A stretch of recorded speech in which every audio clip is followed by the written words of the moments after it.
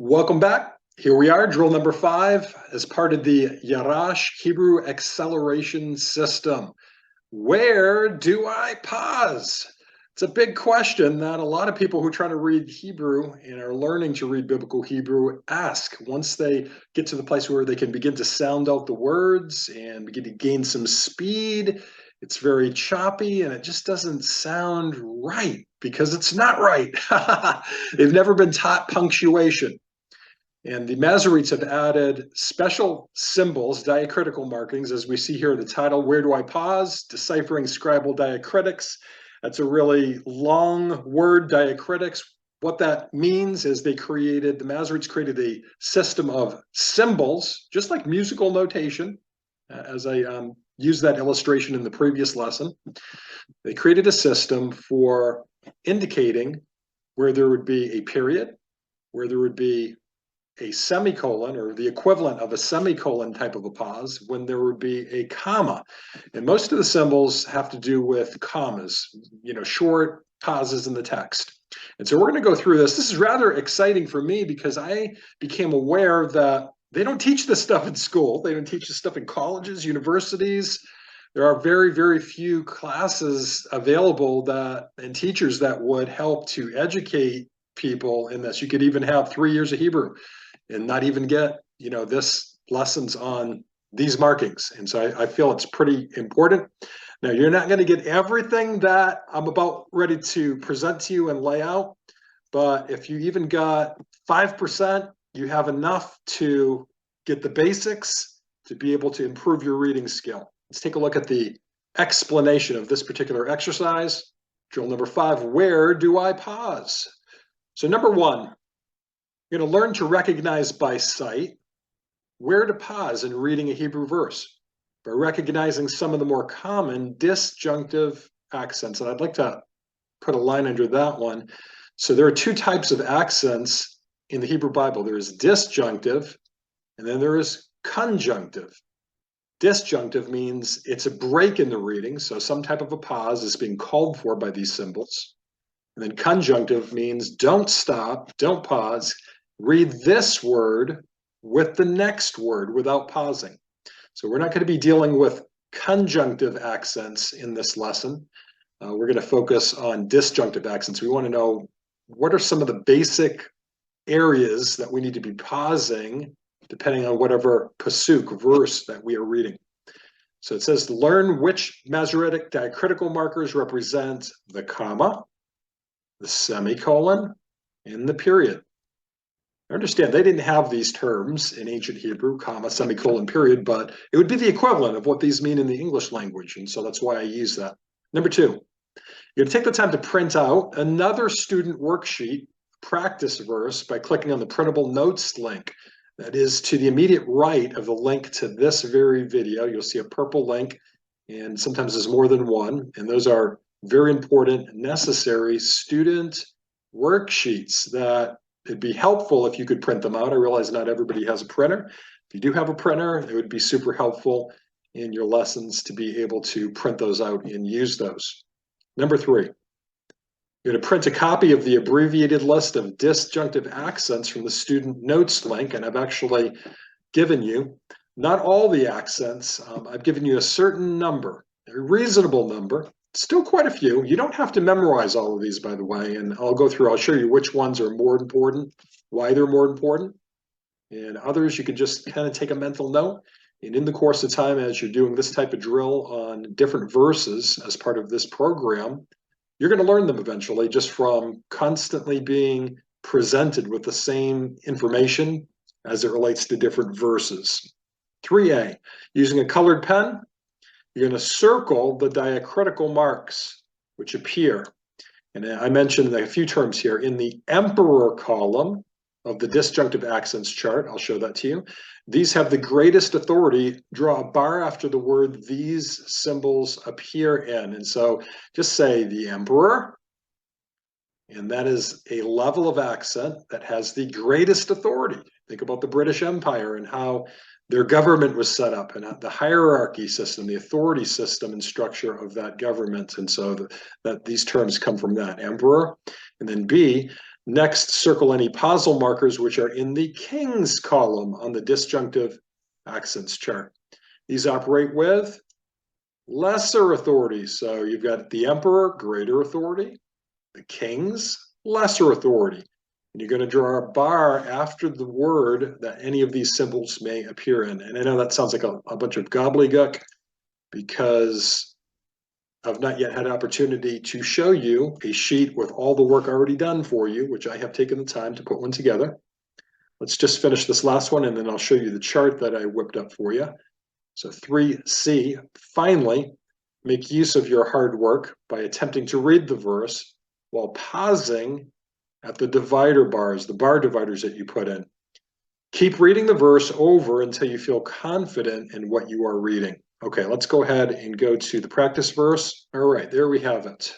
Lots of detail in this particular layout. So I've got the practice verse, which happens to be Genesis chapter 15, verse 1. We see all kinds of things. We see yellow highlighter. We see red bars. We see circles. So just as we had done a drill where we were identifying the accent marks, or the stress markers, I called them. Like this would be an example of a stress marker here. Every word has one, by the way. These same markings have several different functions, and I'm not going to get into a big lesson on that, but just to say that this particular drill, we're dealing with a different function. And it's the function that they serve, some of them serve, in telling the reader where to pause. Okay, so let's dive into it here. You notice this chart called the ranks of Hebrew accents. And I want to explain something. You'll notice that the names here, emperor, kings, dukes, these come from British royalty, British Empire, the authority structure in terms of the crown. These are not classically Hebrew or Jewish terms, but they were used by some scholars because they adequately represented what they saw to be a very similar authority structure. And that these pausal markers are arranged in such a manner in each Hebrew verse that they actually mirror this authority structure. So to keep things simple, I'm not going to concern ourselves with the entire grouping here of emperors, kings, dukes, counts, and servants. Let's start real basic with just the emperors, the emperor column. It has two different diacritical markers. The first one is called the saluk, and the second one is called the atznak. So notice it has a number 1, the saluk, which looks like a tiny vertical line, not to be confused with the meteg, because metegs can have a vertical line. For instance, this is a meteg right here, that little vertical line. How do we know that that is not a saluk? Because a saluk only comes underneath the last word of every sentence. It only comes under the last word of every sentence. So this is the word me'od. Me'od meaning great or powerful. Notice the numbering system. I've made this real easy. Saluk has been given a number 1. You notice as you look at this whole chart, there's only one number 1, and it is right here, because there can only be one saluk. So saluk simply means that the verse has come to an end. So it represents the period. Represents the period. So it has a lot of authority, and it shows and demonstrates that authority by stopping the verse, stopping the reader in the midst of reading this so they don't just ramble on into the next verse without a decent pause. The second emperor symbol is the atznak.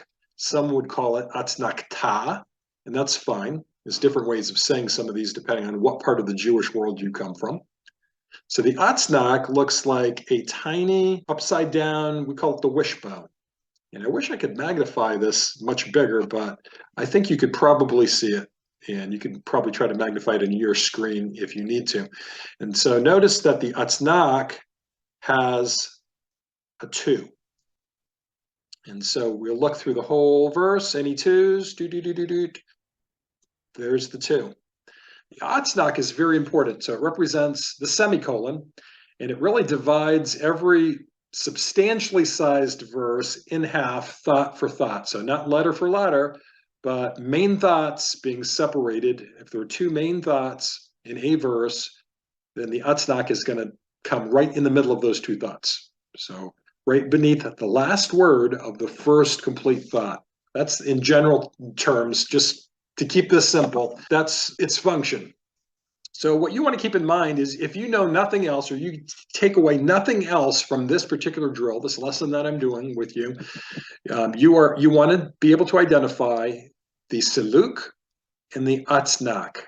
And at least by identifying the atznak, you'll know where to pause in the middle of the verse in terms of phrase by phrase. But there are more pauses. The longer the verses are, there's quite a few more pauses. So everywhere on this chart where you see a yellow block and a purple number, those are areas where you're supposed to pause. And there's even more. But I felt like it was too much to present this to brand new students of Hebrew. So I just want to give you an overview, and you're probably going to just put on the back burner a lot of what I'm teaching you here.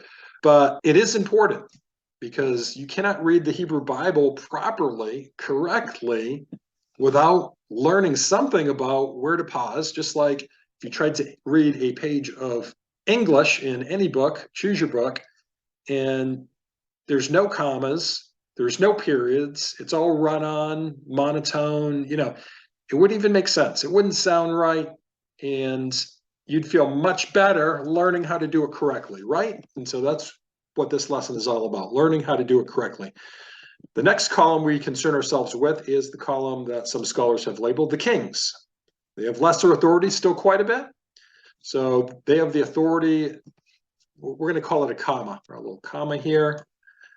So we have the Segalta, we have the Zakef Katan, little Zakef, Katan means little, Zakef Gadol, big Zakef, Tifcha, and Rivia. So if you notice, there's only three numbers here.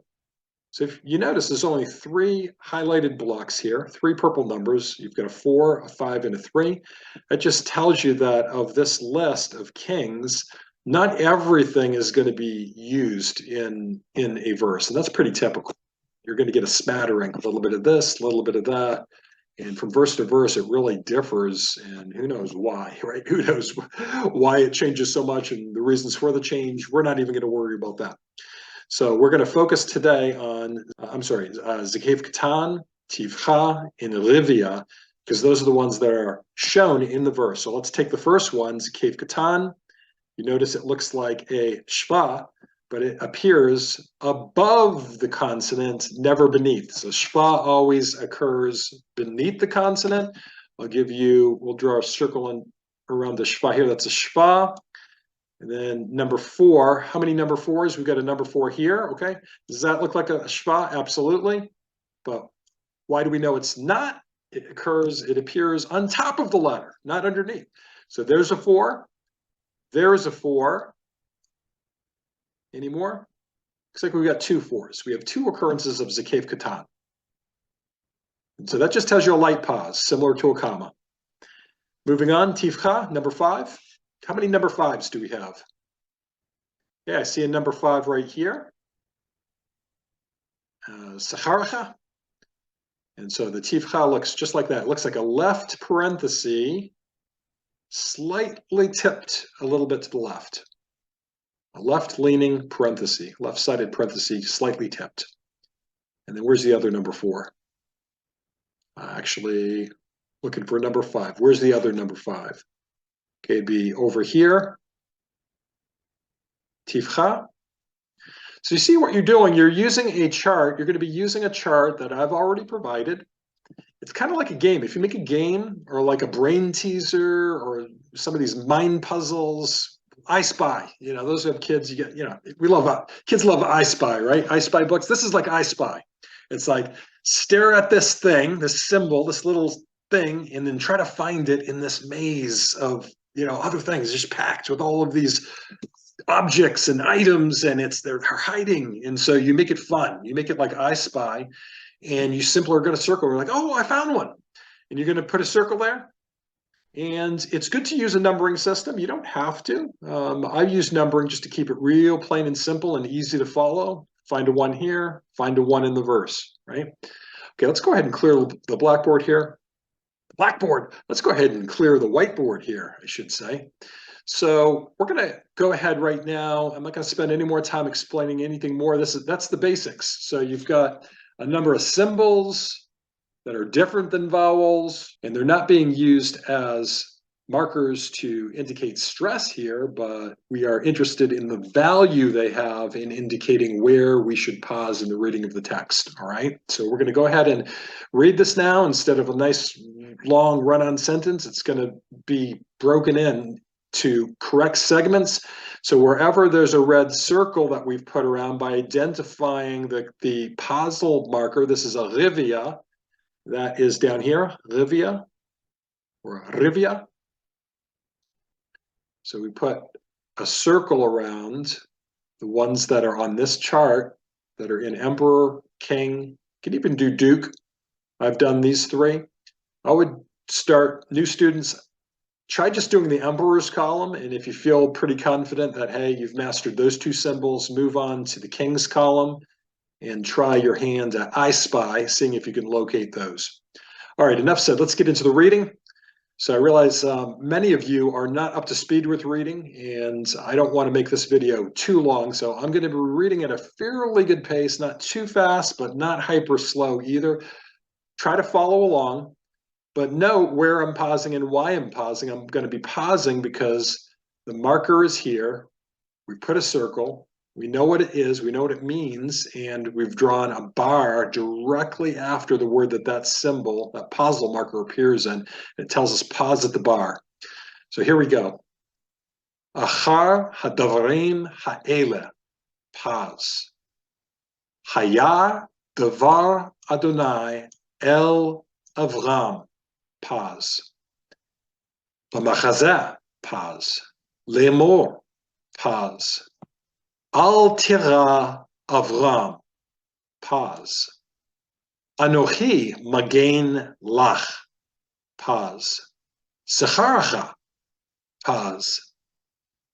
Harbe ma'od, end of verse. Sof pasuk means the end of verse. So this symbol here is a sof pasuk. That also means end of the verse. Sof pasuk, the big thing that looks like a large colon, or a monster shva, means that it's the end of the verse. It has a different function than saluk, and I won't get into the details of that now, just that they're not the same. So this is not a pausal marker. That is something that is a little bit different. Some would classify it as a pausal marker, but it is quite different than saluk. Saluk has authority. You just clear my board. This saluk has authority from this point backwards all the way to the atnak. Okay, does that make sense? Whereas sof pasuk has authority over the entire verse. And so they do have different functions. Slightly similar, but different functions. Going to try this one more time, reading at a little bit faster pace. Achar hadavarim ha'ele, pause. Haya davar Adonai el Avram, pause. B'machazeh lemor, pause. Al tira Avram, pause. Anochi magen lach, pause. Secharacha, pause. Harbe ma'od. All right, you see that? So there you go. That was the reading of the verse at a pretty good pace. You too, one day will be able to do that. And depending on how much you apply yourself to these lessons, to these almost magical drills, it's a system. It's unique, it's creative, it works. But it only works if you work the system. If you just watch the video, you never do your homework or only rarely, guess what? Your reading's going to be lackluster. And I know you joined this program, you paid the money to be on this monthly subscription because you want to learn Hebrew. And believe me, I want you to learn Hebrew, but there's only so much I can do. So I can show you how it works, give you all the tools, guide you, meet with you for your monthly mentoring session to see how you're doing, answer any questions that you may have. Beyond that, it will take some work on your part. And I am very confident If you've joined this course, you've purchased it, and you have a 7 to 10 desire level on the Richter scale, that you are passionate enough that you're going to do what it takes. You're going to say no to some things and say, hey, it's time to study Hebrew because this is important to me. And that's really what it takes. It takes that kind of discipline level. So, okay, guys, signing off and look forward to meeting you for the next drill. And it will be drill number 7. And I'm not going to tell you what that is. So I'll leave it a secret. Shalom, shalom. Lahitra Ot.